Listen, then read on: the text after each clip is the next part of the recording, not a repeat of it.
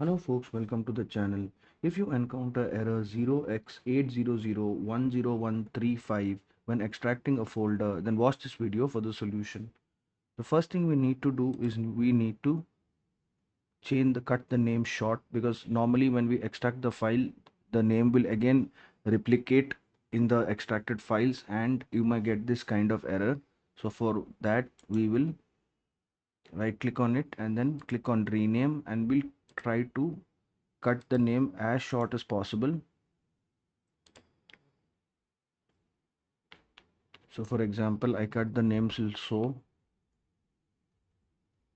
and then I can extract it without error. But if I'm not able to do that also, then I will download a extraction app called 7-zip. So it will be 7-zip and download, search for it. Then go to the 7-zip website and then click on the download link. Now, how do we know how to download a 64-bit or a 32-bit? For that, we need to look for our system information, click on it, and then check the system type. Mine is an x64 based PC, and if you have an x86 based PC, then you need to download the 32-bit Windows. So I will download the 64-bit Windows and it will start downloading.